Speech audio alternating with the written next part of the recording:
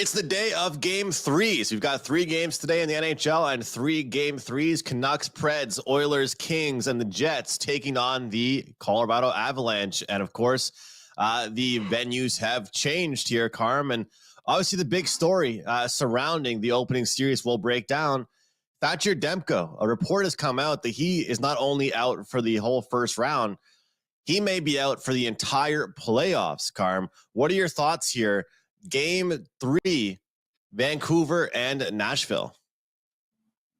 Yeah, it's a bad situation for the Canucks to be in. They had such a great season. Demko gets injured. Casey DeSmith has to come in, played a slew of games. He got them over the hump. They held on and clinched that number 1 seed in the division. But it's you got to feel bad for Canuck fans. And I'm not saying the series is over by any means. Casey DeSmith can play well, but he was fighting the puck in that last game. The Preds were the play in that game at good plus money, but it's now pretty much a coin flip here, minus 110 both ways.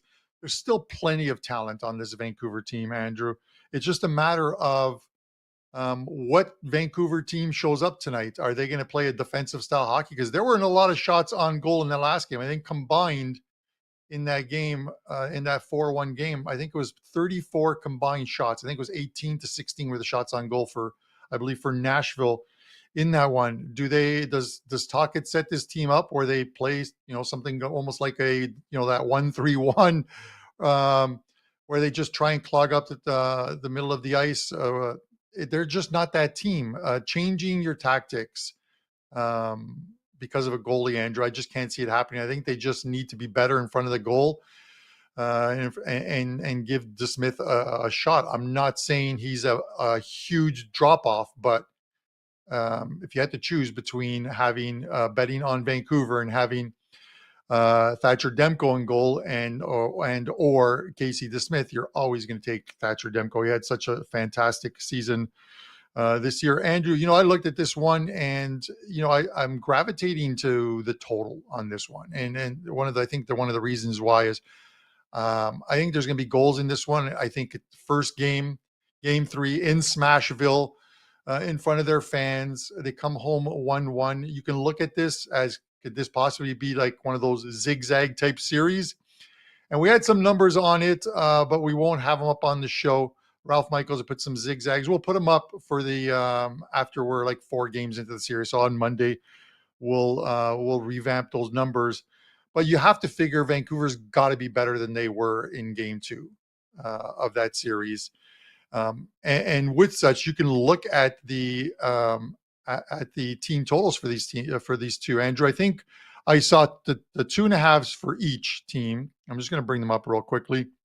I believe the 2.5s for these teams are in that 148, 150 range. If I'm correct, it's 145 for the Vancouver Canucks over 2.5, 165 now for Nashville. That's gotten a bit of money because that team total this morning was at minus 250. So it's already gone up 15 cents on Nashville, as has the price. I'm seeing at DK is now 115 on Nashville from the 110. I would look at the Canucks team total here. I think they have a lot of offensive weapons on this team.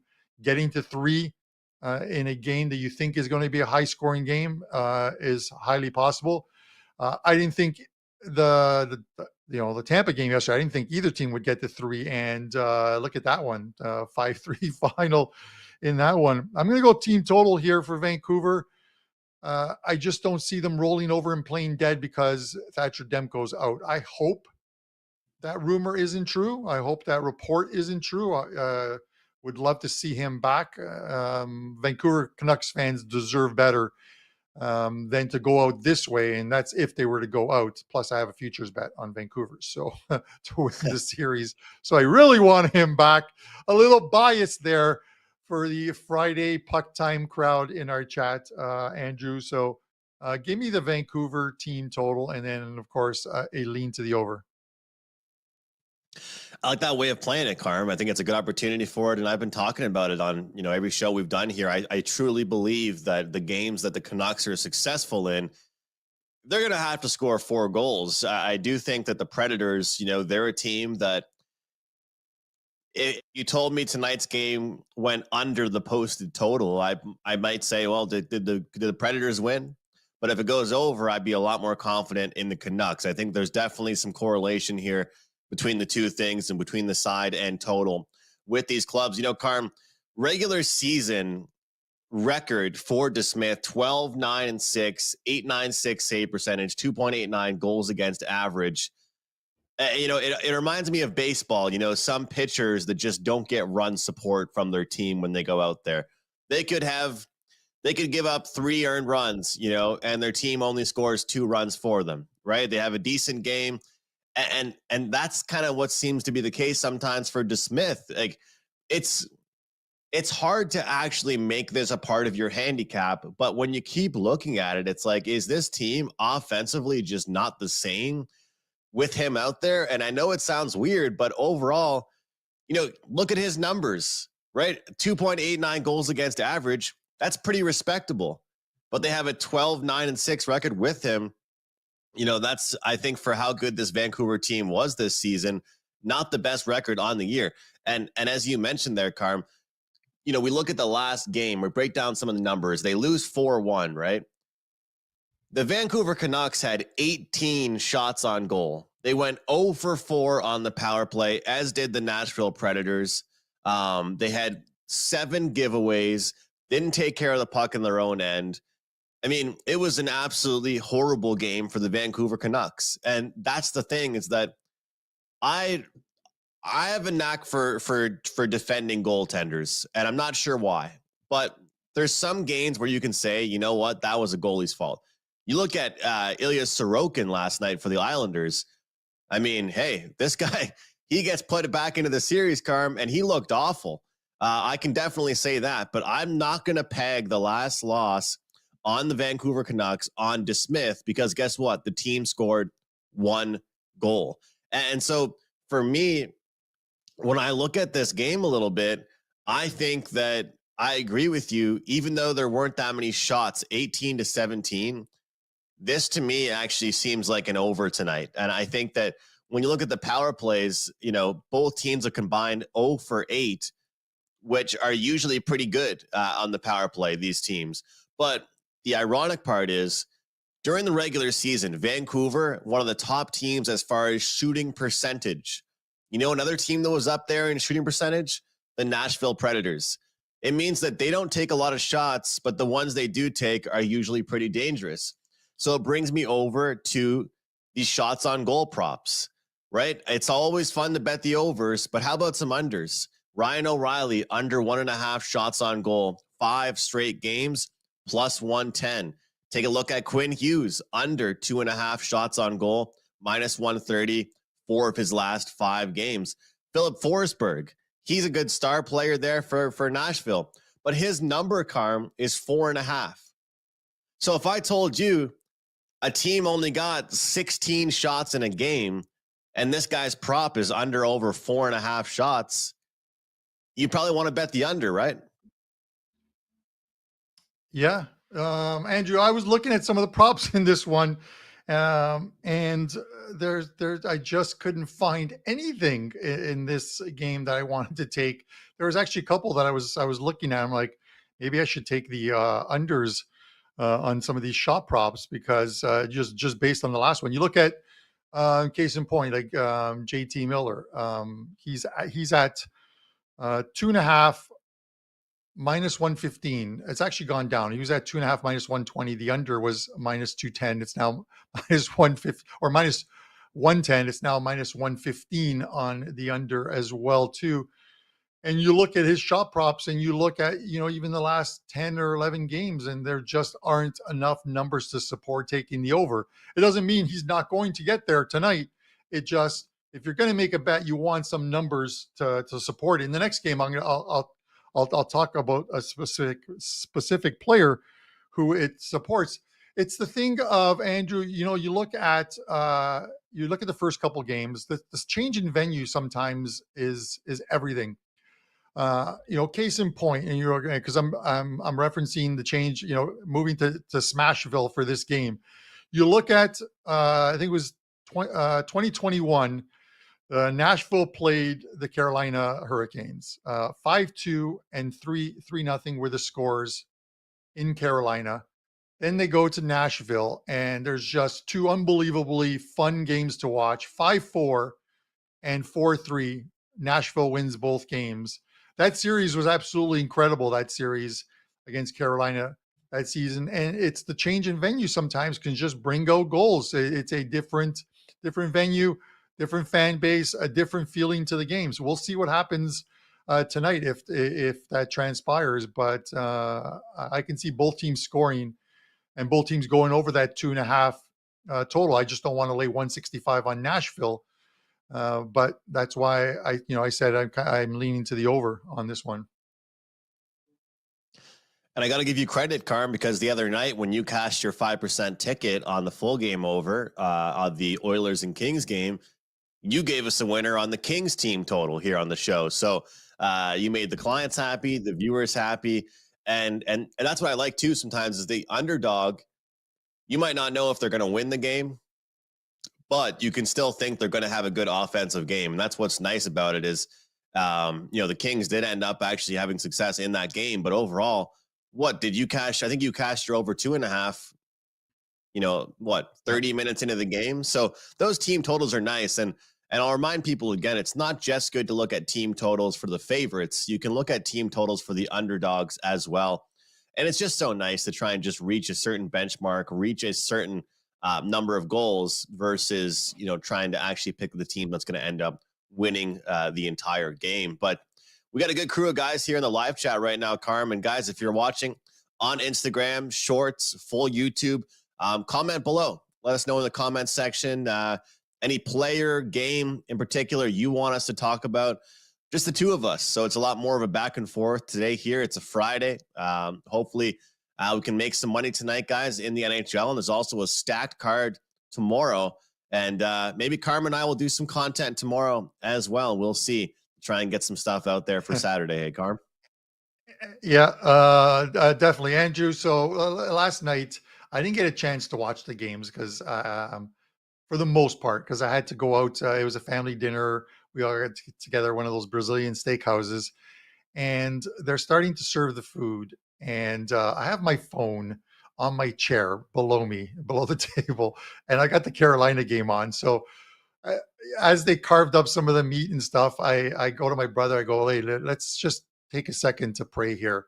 He's like, what? I go, just put your head down for a second. So they put their heads down, and then my brother's like, you're watching the game, aren't you? Carolina was on the power play, and I wanted to, so I had to look down. I didn't want to make it look obvious.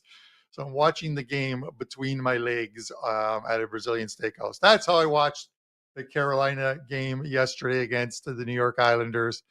Sometimes the DGen in you has to come out, and you've got to see the way a game is going. So that was my customer appreciation play, Andrew. So the Canes in regulation, I'm glad it got there because a lot of people took part in that one. So we got the win there. Speaking of wins, Andrew, go ahead. Sorry, Carm, but it's a good segue. A lot of people appreciated it. And Eric Nolan in the YouTube Shorts live chat, he appreciated you. He said, thanks for the win, Carmichael. So there you go. There you go, Carm. Eric Nolan was on there with you with the Customer Appreciation Day. He thanks you, and he cashed that ticket. And, if I was a very angry person, which I try to stay very zen, Carm, I would have lost about every TV in my house last night because I had the over 5.5 in that game. And, we had five goals after, 45 minutes of hockey, and I couldn't get one more goal. That was really, really tricky for me, man. I was not happy with it.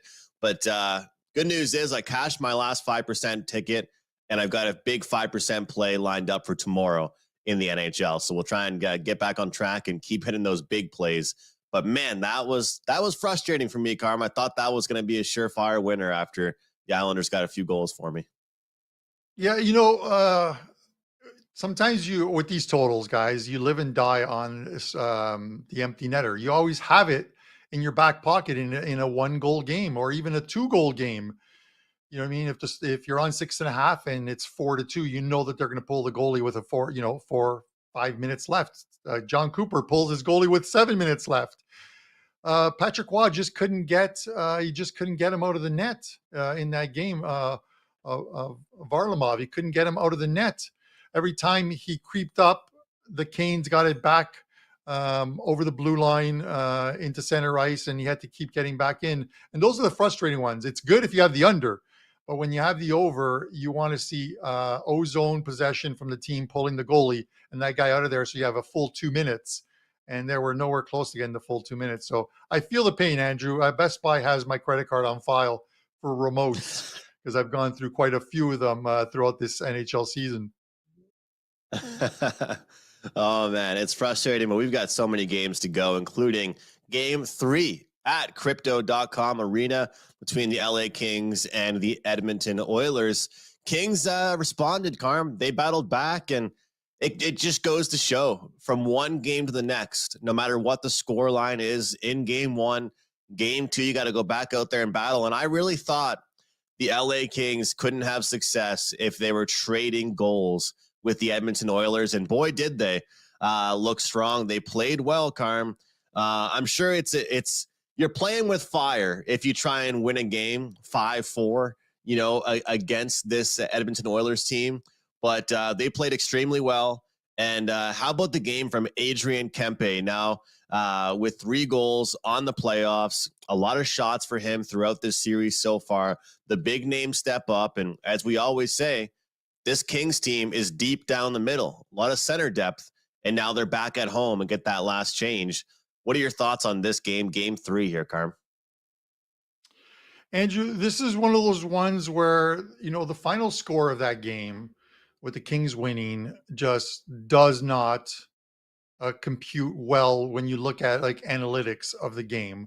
It's one of those ones where sometimes you watch a game, and you're like, how did this team not win? And that essentially is what the Oilers were in that game. You look at them, shots on goal, not as important when you're looking at analytics, because you can win with 12, 15 shots on goal sometimes, but 31-26, fairly close.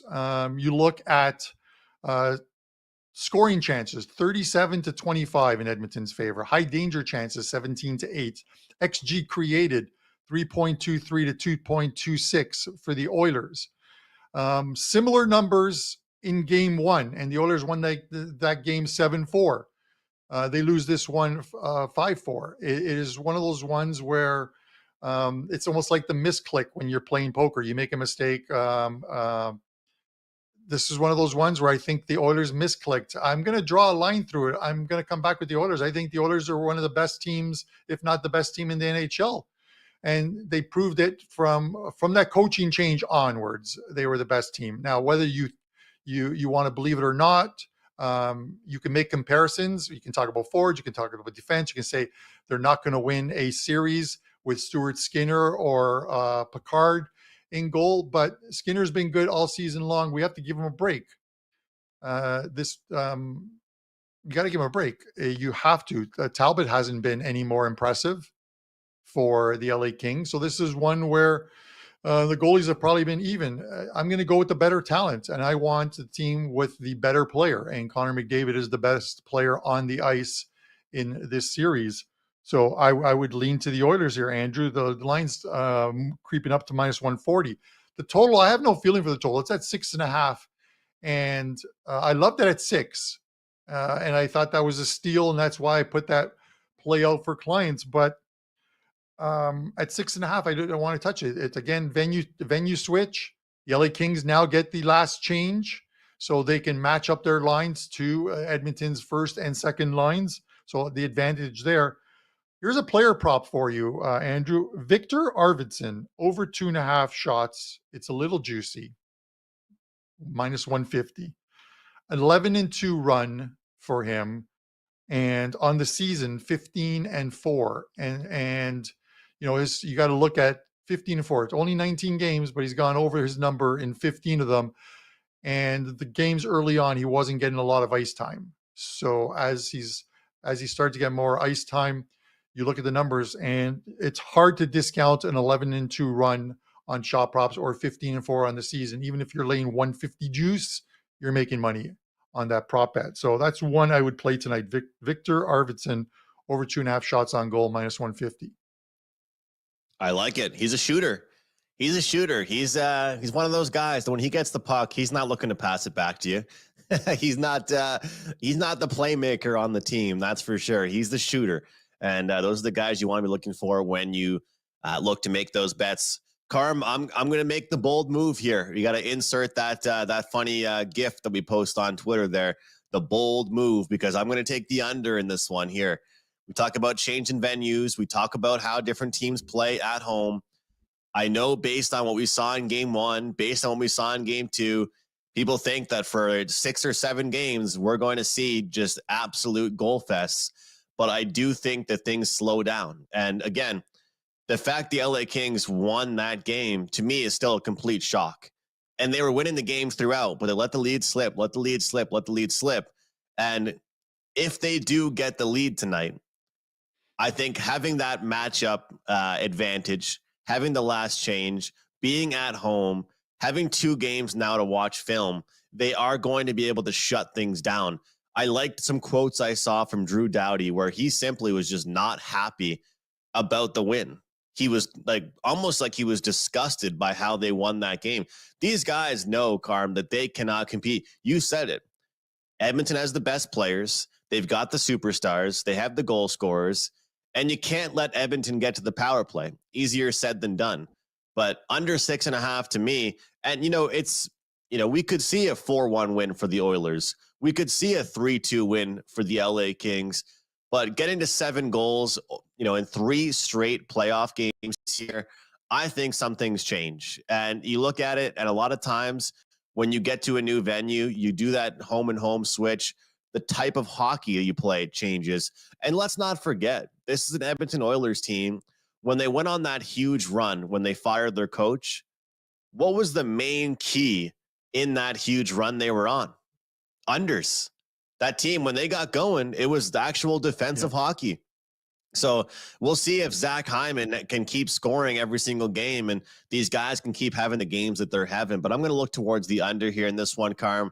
Honorable shout out to the guy that Andy Lang and I have been fading for quite some time now, Evander Kane. He continues to struggle. They're scoring goals, but he's not finding the score sheet. If you're betting anything on him, you want to be betting over on hits, because that's pretty much the best he's doing out there, is going out there and hitting guys quite a bit. And a good one to look at as well would probably be the under on points for a guy like Philip Deneau. And you look back, and I know him very well because he was a former Canadiens player. And one thing he's out there to do, Carm, is shut down the top guys on the other team. He's not out there to score goals. He's out there as a forward to play defense. He gets the matchups against the toughest forwards, which is Connor McDavid, which is all the tough guys there on the Oilers. So I don't think he's being put in positions to succeed offensively. So I think under a point, half a point for Deneau is a good prop. But overall, I'm going to hold my breath for 60 minutes. So I'm probably going to pass out about 5 minutes in or probably a minute in and take the under 6.5 here. Yeah. Why his lips are turning blue? What's wrong with this guy? Breathe, Andrew, breathe. Listen, I get it. I wish seedings were different, and I wish the way they set this up was different. So we don't see the same teams playing each other in the first round of the playoffs. Like, the Kings, and the Oilers, the Bruins and the Leafs. I'd rather see like at least bring back the 1 versus 8, 2 versus 7, 3 versus 6, so on and so forth. And maybe we see some different pairings. Or they're never going to go back to the old school one of 1 versus 16, 2 versus 15, because it's made for TV, all the travel and everything else. Andrew, you look at, I talked about Skinner. These are Skinner's numbers against the LA Kings this season. Now, on the road, first of all, if you look at his home and away splits, Skinner was on the road. He was 13-10, 13-10-2 with a 2.80 goals against average. Which isn't bad. Against the LA Kings, he's 3-1, 936 save percentage, 1.99 goals against average. That's pretty damn good, against the LA Kings. But we've always talked about, or I have always talked about during the season, that the LA Kings were playing some very good defense. They just couldn't score enough goals. They found enough goals in this last game, getting 5. We'll see whether they manage that tonight or not. I'd probably be with you on the under, but I would love nothing better than a huge Oilers victory. So I'm staying off the total.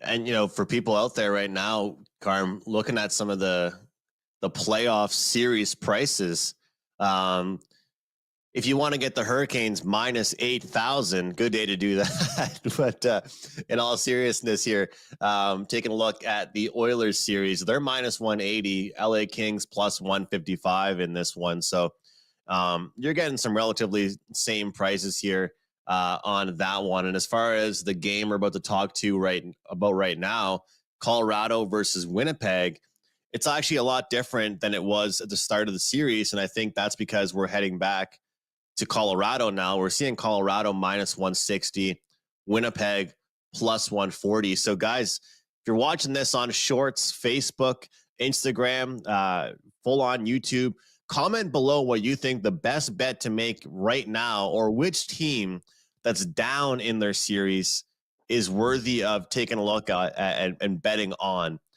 because it's interesting to look at some of these series prices here, Carm. But Colorado and Winnipeg, what are your thoughts on this one? I mean, we keep talking about the venue change, the series shifting spots here. The whiteout, they went 1-1, this Winnipeg team. Now they got to go to Colorado, where Colorado has been so dominant all year long. You did a great job of informing me all season on PuckTime about certain teams' home and road splits. Colorado were a great team all year at home, Carm. Andrew, they were. This is a good series. You know, it's tied at 1. I don't think we've seen the best out of either team yet. You looked at that first game, and 7-6. You're never going to expect these teams to play another 7-6 game. Hellebuck didn't look good in that one, but he got the win despite allowing 6 goals. They got to him in the second game for 5 goals. So a lot has been made of the Colorado goalie, but no one is talking about Winnipeg's goalie. Georgiev, sure, he allowed 7 in the first one. He allowed just a couple in the second one, and he was on. He was on in the second game. It is why I think this series is going to return, even though it's in Colorado now. It's going to return to what I think people should have been expecting, which is lower scoring games in this series. And that's even with a high potent offense like the Avs have. Winnipeg was one of the best defensive teams, if not the best defensive team all season long. And this is one of the reasons why I like the under in this one. It's at 6.5. It opened, this one opened at 6.5, but it was juiced to the over, and money's been coming in on the under. It's going to stay at 6.5. I can't see it going to 6. The last time these teams, Andrew, played in Colorado, it was a 7-0 victory, and it wasn't for Colorado. It was for Winnipeg. I'm sure the Avs have not forgotten that one. They were blown out of the water. They were out of it in the first period, if I remember correctly. They might have been down 3 or 4-0 in that period. It just got out of control that game. So they're back home in front of they've got home ice. Game 3 is so important because you want to maintain home ice, put the pressure, all the pressure on the other team to have to win game 4. Do I want to lay $1.70 on the Avs? I'd probably do what I mentioned doing before with with one of the Oiler bets, where you take Colorado, you split a couple units between the Avs, Colorado on the minus 170 line, and you can take the puck line as well too, and you bring that right down to almost like a -1 type of bet, where you're laying about $1.20 in vig. But Avs in the under here, 4-2 final gets the money. How's that? I like it. And you know what? You're right, Carm. It's going to be fresh on the minds of the Avalanche players. I know it's the playoffs, but the regular season, man, the last time they met there, it wasn't pretty. It definitely was not that solid of a game for the Avalanche, to say the least. They won't forget about it. A couple quick props to look at here. And what a change in this one. The last time I spoke about Terry Lehkonen over 2.5 shots on goal, he was plus 135. I was happy I gave that one out on PuckTime. He's now minus 105. So guys, if you missed the last one, that's how these books, they react, right? We saw 7 shots from him in game 1. We saw 5 shots in game 2. And if it ain't broke, we're not going to try and fix it. So we're going to go Artturi Lehkonen over 2.5. They changed the price, but it's still worthy of a bet, in my opinion, at minus 105 for him. What's the deal here, guys? Well, everyone talks about McKinnon, Rantanen, Nichushkin, Makar. For some reason, nobody really wants to show love to Artturi Lehkonen, a guy that, let's be real here, most of his goals and most of his shots, they're not the fanciest of plays. They're not going to be the highlight reel plays. But when you're talking about a shots on goal prop, you just want a guy with volume, a guy that's consistently shooting. And that's what he's doing there, Carm. So I'll look at Artturi Lehkonen over for him. And have you noticed, Carm, this series has been very chalky as far as the goal scorers. So besides Nathan McKinnon, everybody else in this series is plus money. Mark Scheifele plus 195. Kyle Connor plus 170, Mikko Rantanen, Val Nichushkin, all these guys are plus money. 2 guys I like tonight. One guy, Nikolai Ehlers, plus 255. And as far as the Colorado Avalanche are concerned, Casey Middlestat plus 330. Plus 330 for a guy on the second line. To me, that's ridiculous. I mean, you talk about how it's been pretty top heavy, but then you look at it, he's on the top pairings. He's on the top 6 here. And one thing I've been looking at more these days is that when you bet player point props, most of the time you're betting minus money, right? So if you go 1-1, you lose money. 2-2, you lose money. Sometimes you go 2-1, you're barely making any money. If you bet goal scoring props, your percentage that you have to hit is a lot lower than the percent you have to hit when you're betting on guys that are minus 120 and 130. So taking a look at some of these guys, I think Ehlers, Middlestat, Kyle Connor are certainly worthy of taking a look at. As far as the game here, I lean towards the under, Carm. That's what I'm thinking. I lean towards the under, but you're right. Everyone's talking about Alexander Georgiev. No one's really talking about Hellebuyck struggling in this series as well, struggling overall in the playoffs. And that's why people better stop comparing Hellebuyck and Carey Price, because they're not nearly the same guy, not nearly on the same level. Carey Price, boy. he is the playoff guy, Carm. You got to get his name out of the conversation with the Canadian goalies there. But over to you, Carm. You've got some stuff to mention as far as the other games concerned. Yeah, no, Andrew, one player prop I'm going to take in this one. I played it in the last game, game 2 of this series. It didn't get there, but it was the Nate McKinnon points over 1.5. He got an assist, or I think a goal and assist early on. Didn't get another point after that. While they did score 5 goals in the game. I'm going to take the over 1.5 again. I'm just going to go back to the well for another one and see if we can hit on the Nate McKinnon one. I'll probably put that up as a free play on the site and a small client play, 2% play as well too on that one. The Rangers game. We didn't cover the Rangers game on the show. We're only doing 3 games, but I will say this. I expect the Rangers to do the exact same thing that the Carolina Hurricanes did. They're 2 of the best teams. Along with Florida, the 3 best teams in this conference. I expect them to go there, take game 3. Do I want to lay 170? No, I'd probably take them in regulation. You can get them at minus 105 to get the job done in 60 minutes. And I'll do that. I think the Capitals are done. This is a series that I said would go 4 or 5 games. And this is the way it looks at worst, the Rangers win 1 of 2 games in Washington, go home and win in game 5. If they win tonight, it's pretty much done. What do you like in this game, Andrew? And then I have a follow-up question on something else with regards to the Canes, but let me get your thoughts on this game.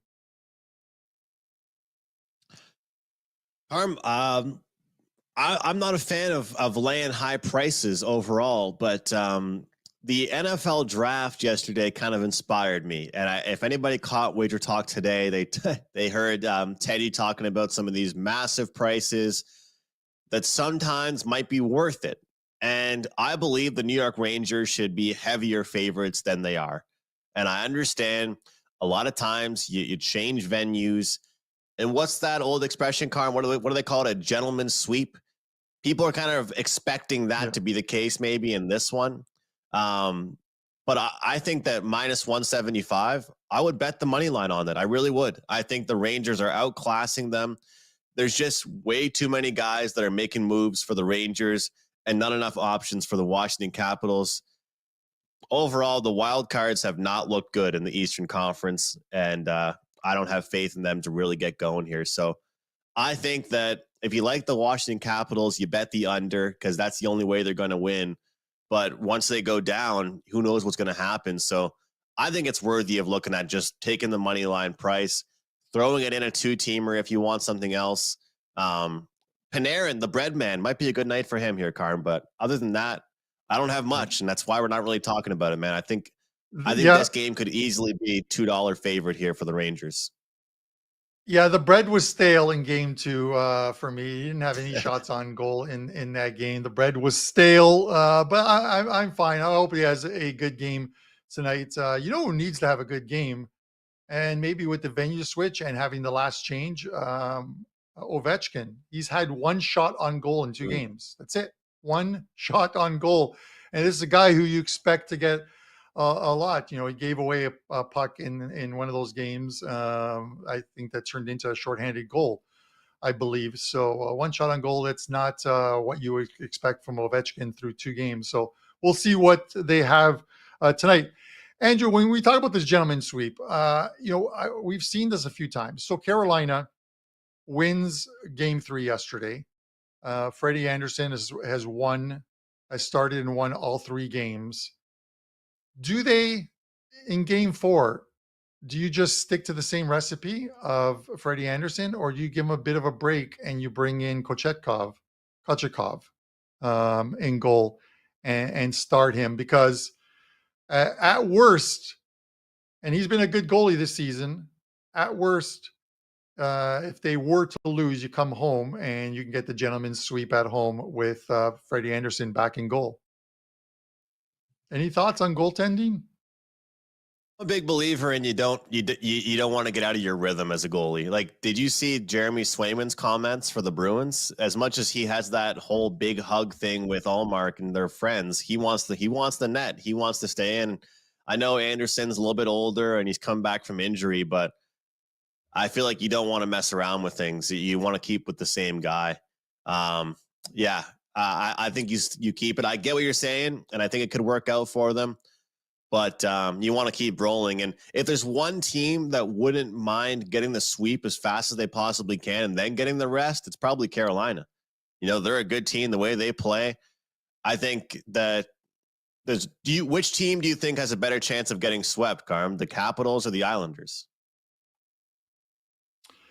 I think both. I know it's hard to say. It's easier to say it's easier to say the Islanders because they're down 3-0 in the series right now. Right. The Caps still have a couple of games at home, so I get it. But both teams are just playing head and shoulders above their opponents right now. The Canes are playing extremely well. Those offseason moves and those trade deadline pickups have made this team look good. Now it just depends. Do they look good just because they're playing an Islanders team that don't look good? It's one of those ones when they play a team like Florida or they play a team like the Rangers. Will they look as good? This is what we're about to find out because, hey, guess who plays in if both these teams win their series as they should? Guess who plays each other in the next round? 2 teams that could very well or should be playing in the conference finals are going to have to meet in the conference semifinals, Andrew. Yeah, those next rounds are going to be awesome. It's going to be great. I look forward to it, but obviously it's still a few games meant to go. Like you said, it's still a few games we can make some money on betting as well. So Guys, we kind of dipped our toes in the water for the Saturday card as well, but hope you guys can make some money all weekend long, and comment below what you like this weekend and what you like tonight in the NHL. Let us know what you are betting on, especially those player props. I always want to know what you guys are making money on, whether it's betting on a player or betting against them. And speaking of Saturday, big 5% play for me coming up on Saturday. It's a great board. I love the card. It's going to be a little quieter for me today in the NHL, but I'll be a lot more active. We cashed the 5% play on the Maple Leafs team total there in game 2. We'll try and cash another 5%er tomorrow in the NHL. Carm, you have a great combo pack going right now for not just hockey, but also some soccer action, as it's going to be a huge summer for you. What's the deal with your great package you got going? Yeah, first of all, a couple games up tonight in the NHL. You can get those over on my page of WagerTalk. There, I have a client play up for soccer as well too. So anyone who has the 3-day all access or an all access package can get that. Really good roll in April. Soccer is really heating up over 20 units just this month alone.